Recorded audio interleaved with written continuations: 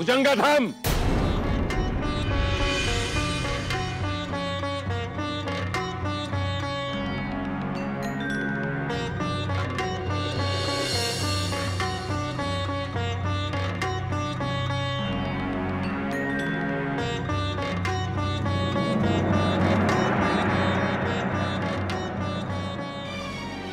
अरे निरपराध जीवाचा, मग तो कितीही छोटा असू दे, हकनाक बळी जाणार नाही याची काळजी घ्यावी रे. आणि निरपराध व्यक्तीचा हकनाक बळी जाता नये, आम्ही त्याची दक्षता घेऊ. त्याला शासन होणार नाही हे पाहू.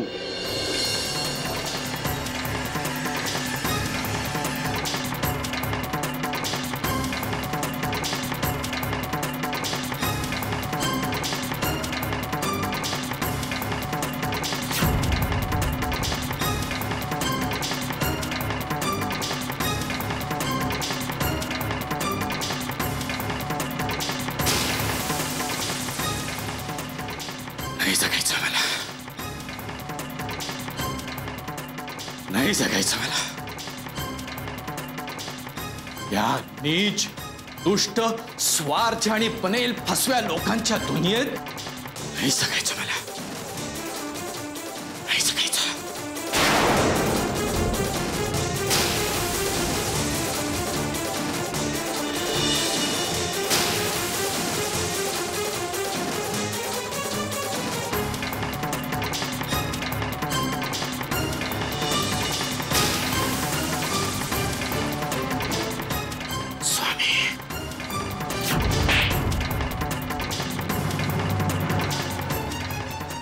अरे मूर्खा, कडवा जीव द्यायला निघालास तू.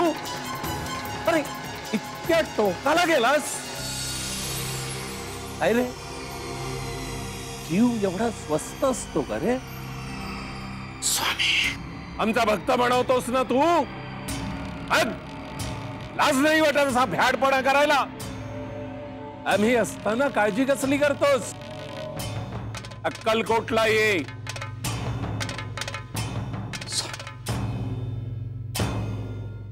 स्वामी मला माफ करा. स्वामी मला माफ करा. आपण माझ्या पाठीशी असताना हार मानून आयुष्याकडे पाठ फिरवून मी परत निघालो होतो. मला माफ करा स्वामी. स्वामी, आपण आज माझे डोळे उघडलेत. मला या फसव्या दुष्ट जगापासून आणि या उफराट नीतिनियमापासून स्वतःची सुटका करून घ्यायची आहे. स्वामी, स्वामी मी येतोय तुमच्याकडे. मी येतोय अक्कलकोटा. स्वामी मी येतोय. अहो बाबा, अहो बाबा, अहो बाबा,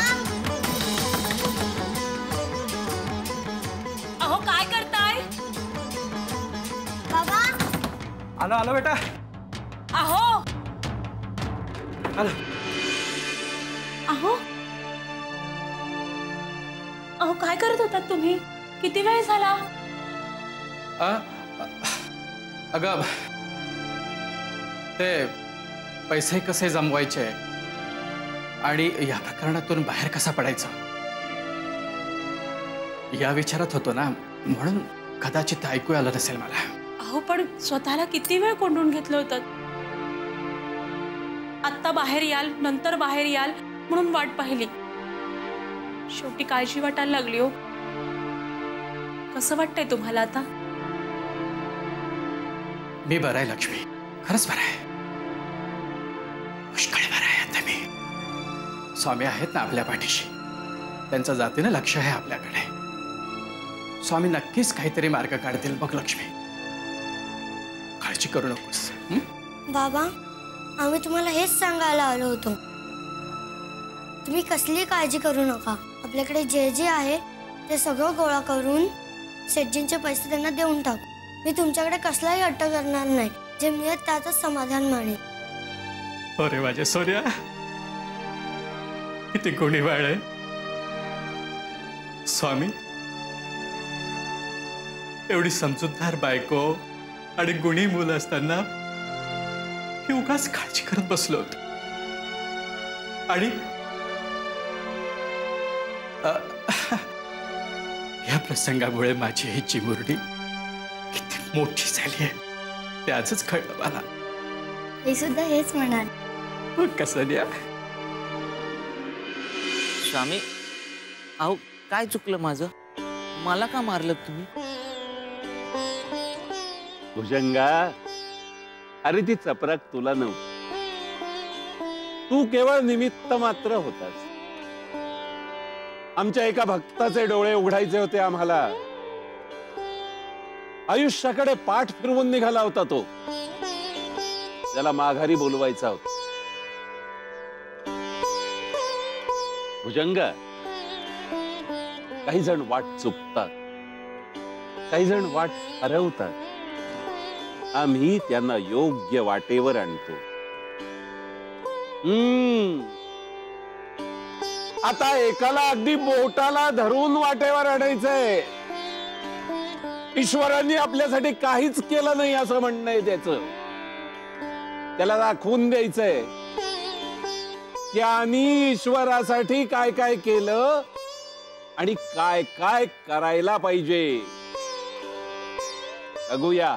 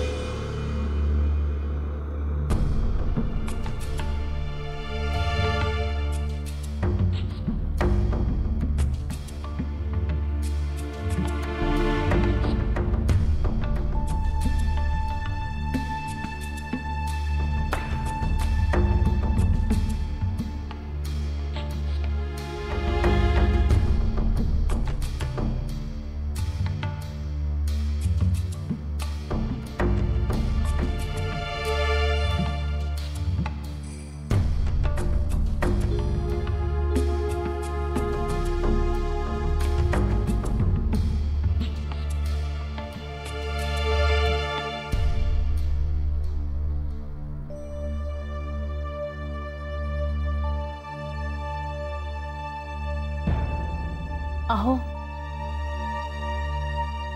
अहो,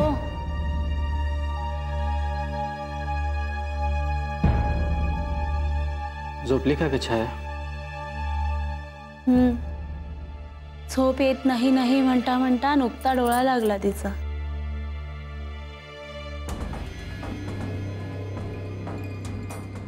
एवढ्या लहान वयात पण किती समजूतदार आहे. आणि मी मात्र. असं का बोलता? आपलं काय ठरलंय या गोष्टीवर आता आपण चर्चा करायची नाहीये.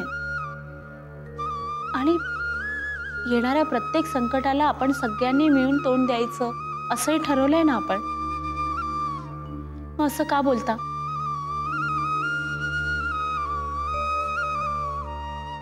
बरं, शेठजींना उद्या पैसे द्यायचे. कसे द्यायचे काही विचार केलाय का? मी केलाय विचार. काय विचार केलाय हे तरी कळू द्यात मला. ते तुला कळेलच वेळ आली की. अहो पण लक्ष्मी,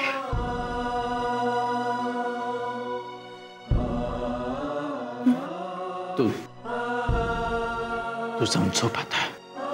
खूप रात्र झाली. आणि तुम्ही? मी येतो थोड्या वेळाने.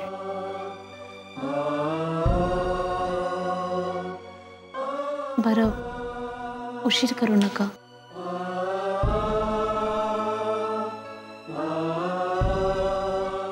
येते मी.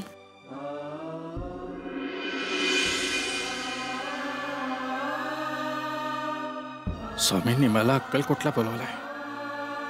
जायचं तर आहेच, पण एकाच विचारानं पाऊल अडतं. मी गेल्यावर इथे छाया आणि वंदनाचं काय होईल? शेठजी दोघींना त्रास तर देणार नाहीत. काय करायचं? या प्रकरणाचा सोक्ष मोक्ष न लावता कसं जायचं असं करणं म्हणजे जबाबदारी टाकून पळ काढल्यासारखं होईल. पण स्वतः स्वामींनी ज्या अर्थी आपल्याला बोलवलंय त्या अर्थी त्यामागे काहीतरी प्रयोजन असणारच. स्वामी असताना आपण का काळजी करायची? त्यांची आज्ञा मानून अक्कलकोटसाठी निघूया, तेही आत्ताच. कारण वंदना आणि छायासमोर निघालो तर ते आपल्याला जाऊ देणार नाहीत. आलोच स्वामी, निघालोच.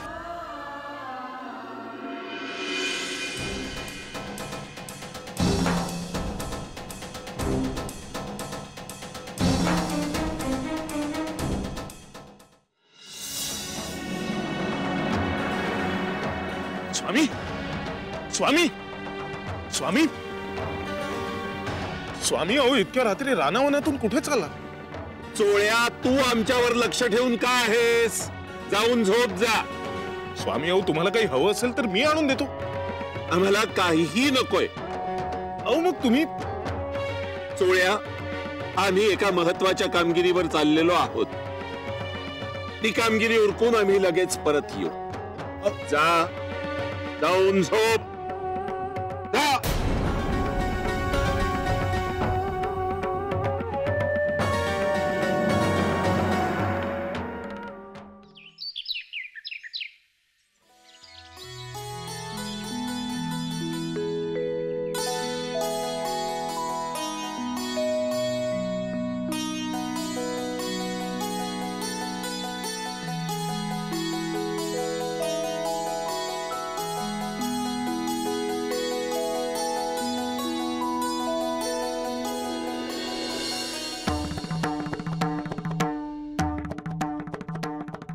छाया, छाया, उठ बाळा. अगं, तुझे बाबा नाही आहेत घरात. अगं इथेच कुठेतरी गेले असतील. अगं, मला उठवल्याशिवाय कधीच कुठे बाहेर जात नाहीत ते. अगं नसेल उठवलं एक दिवस, त्यात काय? तसं नाही ग, इतक्या वर्षात असं कधीच घडलं नाही. नाही नाही, आपण बघून येऊ त्यांना. चल बघू. बाबा, आई, हा, चिठ्ठी. अगं बघ ना. मी देवाच्या ठिकाणी चाललो आहे, माझी काळजी करू नका. अगं आई, देवाच्या ठिकाणी म्हणजे कुठे? हा, अगं मला तरी नीटसं कुठे ठाऊक आहे. कुठे चाललेत ते सुद्धा लिहिलेलं नाही. मला ना सारखी काळजी वाटते ग. अगं, कालच्या घडलेल्या प्रकारापासून खूप चिंतित होते ते. मी त्यांना सारखं विचारत होते, पण मला म्हणाले तू झोप, उद्याचं उद्या पाहू. मलाही मेलीला झोप लागली. छाया, अगं स्वतःच्या जीवाचं काही बरं वाईट तर नाही ना केलं असणार त्यांनी? आई, तसं काही होणार नाही. स्वामी आहेत ना, स्वामी त्यांना असं काही करून देणार नाही. तू काळजी करू नकोस. अगं, काळजीपासून सुटका आहे का आपली? त्यात ते शेठजी येतील, त्यांना तोंड द्यावंच लागेल आपल्याला.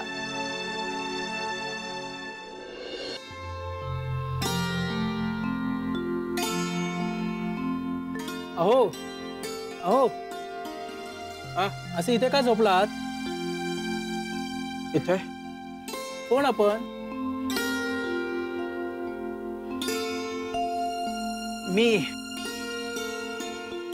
मी धनंजय थोरात बाबा. अरे, घरदार सोडून अक्कलकोटला जाण्यासाठी निघालो होतो. चालून चालून थकलो म्हणून इथे थोडा वेळ पडलो. तर पडल्या पडल्या झोप कधी लागली ते कळलंच नाही. अक्कलकोटात जातात? हो. का हो, असं का विचारलं? अहो, तुमची जर हरकत नसेल तर आमच्या बरोबर चला. तुमच्या बरोबर? इथे जवळच आमचं मठ आहे, तिथे आमचे गुरु राहतात. त्यांच्यासोबत आम्ही लवकरच अक्कलकोटला जात आहोत. अहो, आमच्या बरोबर आलात म्हणजे तुम्हाला आमची सोबत मिळेल आणि मार्गही चुकणार नाही. आणि आमच्या बरोबर अक्कलकोटला व्यवस्थित पोहोचू शकाल.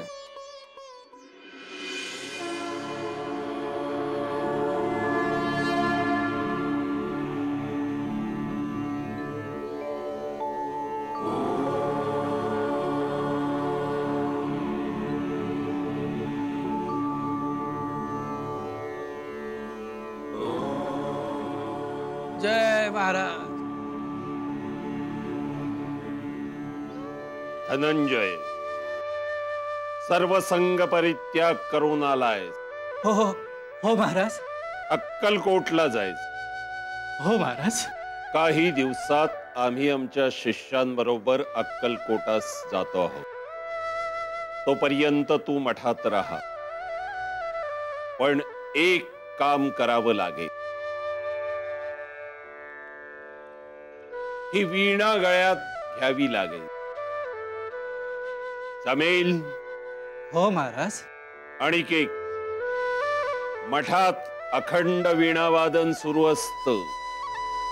तू म्हणशील सवड मिळेल त्यावेळी मी वीणावादन करीन. चालणार नाही. रात्री बेरात्री सुद्धा आम्ही वीणावादन करायला सांगू. जमेल? हो महाराज, नक्की जमेल. आम्ही वीणा खाली ठेव म्हणेस तोवर वीणावादन करावं लागेल. जमेल? हो महाराज. ठीक आहे. माझी माणसं तुला मठात राहू देतील. तिथे राहा. जशी आज्ञा महाराज.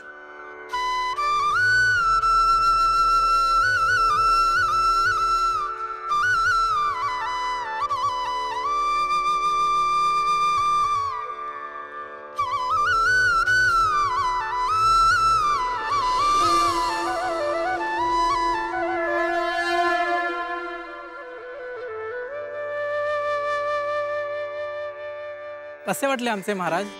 काय सांग. हो, त्यांच्याकडे बघितल्यावर ना मनात एक वेगळीच अद्भुत अनुभूती निर्माण झाली. ती शब्दात वर्णन करणं कठीणच. हे कोण आहे महाराज? माफ करा, मी त्यांच्याबद्दल काही सांगू शकत. आपणाला हळूहळू कळेलच कोण आहेत ते. चला येतो. कसं होणार आहे कोणास ठाऊक.